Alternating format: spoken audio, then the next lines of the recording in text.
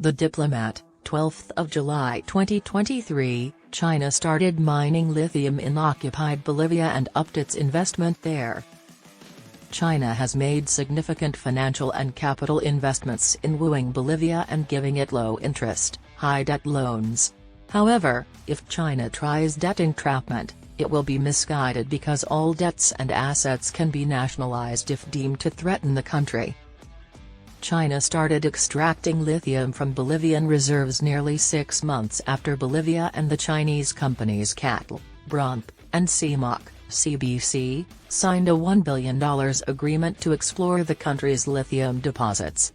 China has decided to raise its investment in lithium in Bolivia as a public report on the extraction state is scheduled to be released later this summer, initially anticipated in June. The Chinese government revealed on June 18 that it would boost its investment by $400 million.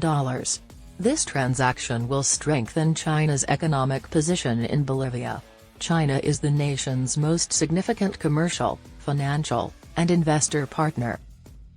In addition to the new investment, Bolivia's largest foreign investor, the Export-Import Bank of China, Exim Bank, said last month that it would lend the country $250 million to aid in the construction of a zinc refining plant in Oruro, the nation's mining capital. The factory, which will be partly built by the Chinese Cooperation Agency and Chinese mining and construction companies, had already received a $350 million loan from Exim Bank in February. In addition, China, Russia, and Bolivia announced a new agreement last month to construct 2 new processing facilities for lithium carbonate technology valued at $1.4 billion. The YLB, the Uranium One Group of Russia, and the CITIC Guion Group of China will collaborate to operate the Pastos Grandes and Coahuila plants. The CBC's existing plants in the Uyuni Salt Flats will be next to the new plants. Western partners and commentators opposed the $1.4 billion transaction over political and environmental difficulties. President Luis Arce said, "We are not going to allow political issues to damage the economy of Bolivians."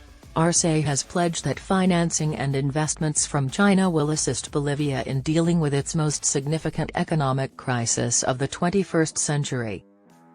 U.S. Southern Command Commander Laura Richardson visited Bolivia in April to convey her interest in and worries about the country's connections with China and Russia and its lithium industry.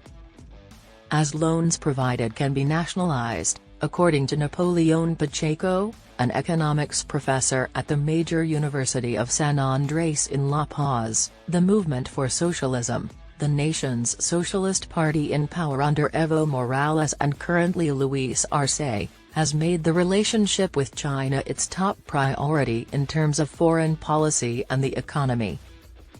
According to Pacheco, regarding such a relationship, between 2005 and 2018, Bolivia multiplied its exports to China 19 times and its imports 13 times, while its debt to China climbed by almost 26 times.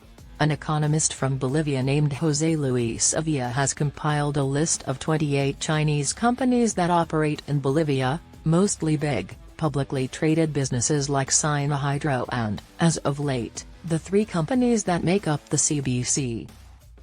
During Evo Morales' previous administration, Juan Carlos Montenegro, the head of YLB, discussed his worries about the lithium agreements with the diplomat.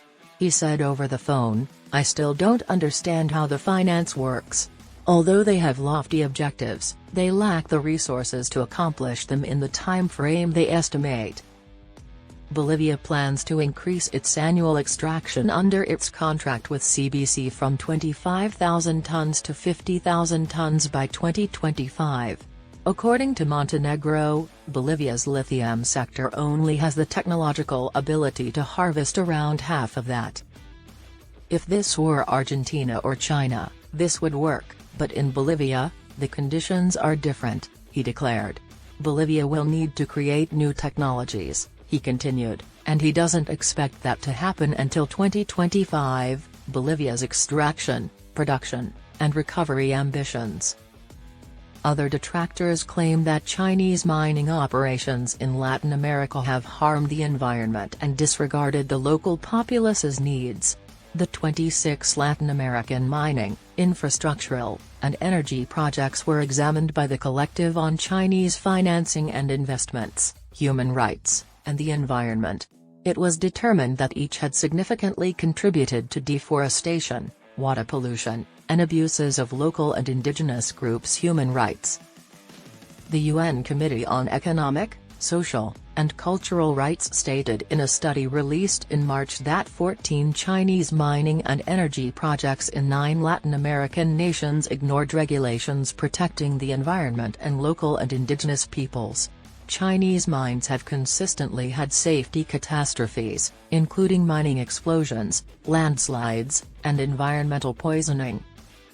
Surveys from some Bolivian think tanks, such as the Center for Studies for Labor and Agricultural Development in La Paz, also indicate that tensions between new Chinese employees and Bolivian locals on the social, political, and cultural fronts have intensified as a result of the country's growing Chinese population.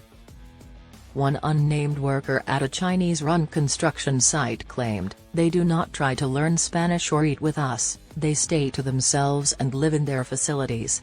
Another expressed displeasure that China was exploiting Bolivia for political games and that they only care about their interests, not the damage they are doing to our country. "They are just like the Americans or the Spanish before them." The energy and mining consultancy Montenegro claimed these problems were not specific to Chinese projects. "This is a typical Chinese problem, everyone has to deal with this," he said, adding, "Where there is capital, there is development, we just have to be careful to respect sovereignty and establish the rules of the game to ensure our rights are protected."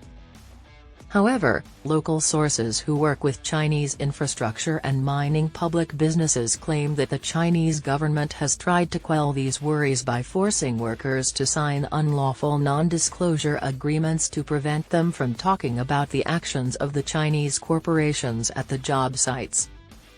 The most recent arrangement illustrates China's desire to dominate mining investments in Bolivia, a nation with significant lithium, zinc, cobalt, silver, and gold reserves.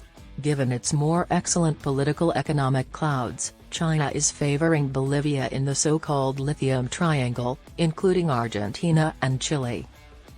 To minimize harm to the country's political, cultural, economic, and environmental systems, Bolivia must be aware of China's intentions and goals and exercise increased monitoring. To boost confidence, it should also be transparent with the Bolivian public about its business relationships with Chinese companies. At the same time, ideological conflicts with Western nations should be resolved to maintain a diverse, robust economy when it is most needed.